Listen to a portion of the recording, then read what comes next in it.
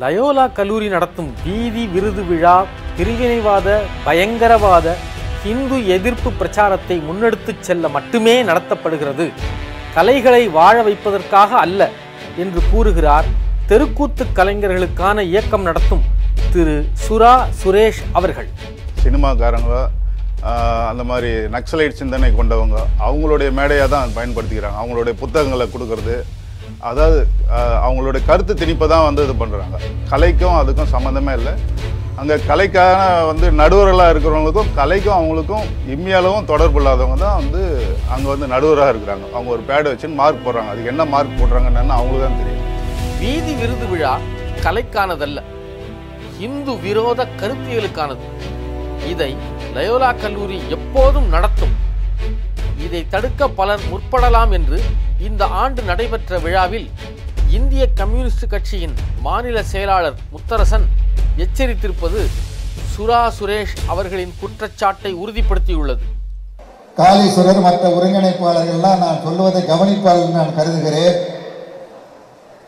7வது ஆண்டு விழாவை நீங்கள் நடத்துவீர்களா?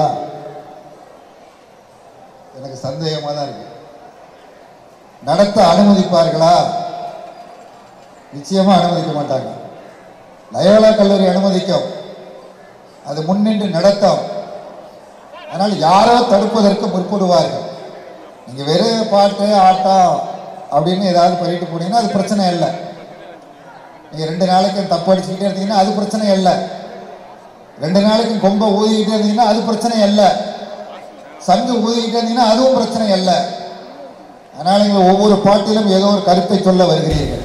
சில ஆண்டுகளுக்கு முன் ஹரிச்சந்திரன் கதை என்ற கூத்தை நிகழ்த்துவதற்கு முன் அதை மூட நம்பிக்கை என்று கொச்சைப்படுத்திவிட்டு கலை என்பதற்காக இதை அனுமதிக்கிறோம் என்று அறிவித்த பின் நிகழ்ச்சி தொடங்கியது என்கிறார் சுரா சுரேஷ் அவர்கள். ஒரு ஹரிச்சந்திரான்னு ஒரு நாடகம் நிகழ்ச்சி பார்த்தாங்க. நாங்கள் அதை பார்க்கறதுக்காக உட்காந்துருந்தேன். அந்த நாடகம் போகிறதுக்கு முன்னாடி அவன் சொல்கிறாங்க, முன்னாடி அந்த நிகழ்ச்சி நடத்துகிறவங்க வந்து சொல்கிறாங்க, ஹரிச்சந்திரா நாடகம் இது வந்து இதில் புராணங்கள் மூட நம்பிக்கைலாம் இருக்குது, இருந்தால் கூட வந்து பரவாயில்ல, நாங்கள் இது கலைன்ற ஒரு இதனால இதை அனுமதிக்கிறோம் அப்படின்னு சொல்லிட்டு இது பண்ணுறாங்க. ஹரிச்சந்திரா நாடகம் பார்த்து தான் நான் வந்து மகாத்மாவே மாறினார் காந்தி.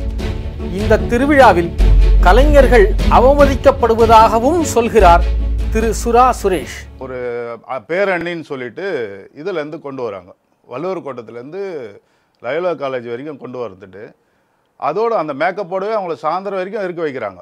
அவங்களுக்கு வாய்ப்பு கொடுக்குறான். எப்படி கொடுக்குறான் அப்படின்னு பார்த்தீங்கன்னா, அவ்வளோ நேரம் காத்திருந்தவனுக்கு வெறும் ஒரு 5 நிமிஷம் 10 நிமிஷம் அவ்வளோதான் அப்படின்றான். அவன் வந்து அந்த கலைஞன் வந்து தன்னுடைய திறமையை காட்டுறதுக்காக எவ்வளோ முயற்சி பண்ணுறான். எனக்கு இன்னொரு 10 நிமிஷம் எக்ஸ்ட்ரா கொடுங்க அப்படின்னு. இல்லைங்க, உங்களுக்கு கொடுத்த நேரம் முடிஞ்சு போச்சு, அடுத்த நிகழ்ச்சி இருக்குது. நான் கூட வேறு ஏதோ பெரிய நல்ல நிகழ்ச்சி இருக்குது பொழுதுன்னு பார்த்தேன். யாரோ ஒருத்தன் படம் எடுத்தேன் அப்படின்னு சொல்லிட்டு வரான். 2 மணி நேரம் அவன் வந்து தன்னுடைய சுய விளம்பரத்தை தான் பண்ணுறான். அப்புறம் பார்த்தீங்கன்னா சம்பந்தமே இல்லாத தேசத்துக்கு எதிராக கலாச்சாரத்துக்கு எதிராக இப்படி தான் பேசுகிறாங்களே கட்டி ஒரே ஒரு சிந்தனை கூட கலையை வளர்க்கணும், கலைஞர்களுக்கு எதாவது பண்ணணும், அவங்க வாழ்வாதாரத்துக்கு எதாவது பண்ணணும், அதை பற்றி ஒரே ஒரு பேச்சு கூட அங்கே கிடையாது. நான் வந்து என்னுடைய முகநூலில் இதை பற்றி நான் ஒரு கண்டனத்தையும் தெரிவித்தேன். கலைஞர்களுக்கான ஒரு நிற்கிறதுக்கு அருகதை இல்லாத ஒரு இடம், கலைஞர் தயவு செஞ்சு அங்கே போய் மாட்டிக்காதீங்கன்னு நான் வந்து 2 வருஷத்துக்கு முன்னாடி இதை பற்றி நான் எழுதியிருக்கேன். நான் என்னுடைய தெருக்கூத்து முகநூலில் எழுதியிருக்கேன்.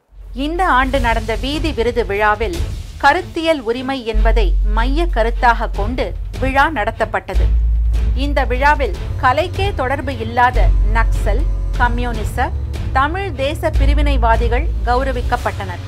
இந்த நிகழ்ச்சியில் பேசிய மே 17 இயக்கத்தின் தலைவர் திருமுருகன் காந்தி, மாணவர்கள் படிப்பதை விட போராட்டம் நடத்துவதற்கு முன்னுரிமை தர வேண்டும் என்று பேசினார். பட்டய படிப்பை எப்போ வேணுமானும் படித்துக் கொள்ளலாம், ஆனால் சுதந்திரத்தை இழந்து விட்டோம் என்றால் திரும்ப மீட்டெடுப்பது என்பதிலே மிக பெரும் போராட்டத்தை நடத்த வேண்டியிருக்கும். ஆகவே மாணவர்களே, நீங்கள் இன்றைக்கு நீங்க முன்னுரிமை கொடுக்க வேண்டிய விடயம் இந்த நாட்டினுடைய சுதந்திரத்தை மீட்டெடுக்க வேண்டிய பொறுப்பு உங்களிடத்தில் இருக்கிறது என்பதை நினைவில் வைத்துக் கொள்வதுதான். அப்படி என்றால் லயோலா கல்லூரி பட்டதாரிகளை உருவாக்குகிறதா, வன்முறையாளர்களை உருவாக்குகிறதா? இந்து மதத்தையும் பாரத மாதாவையும் பிரதமரையும் அவமதித்து வரைவதை கருத்தியல் உரிமை என்று பேசுபவர்கள் 2012ஆம் ஆண்டு பாலியல் கொடுமைக்கு உள்ளான லயோலா துணை பேராசிரியர் ஜோசபைன் ஜெயசாந்தியை நீக்கிய கல்லூரி நிர்வாகத்திடம் கருத்தியல் உரிமை பேசுவார்களா? பாதிரிகளின் பாலியல் கொடுமைகளை எதிர்க்கும் அப்பாவி கன்னியாஸ்திரிகளுக்கு கருத்தியல் உரிமை வழங்க கிறிஸ்தவ பேராயர்களிடம் கோருவார்களா இந்த போராளிகள்? தமிழையும் பண்பாட்டையும் அழிக்க லயோலா ஜெசூட் கல்லூரிகளின் சதிகார பாடத்திட்டம் அடுத்த பகுதி.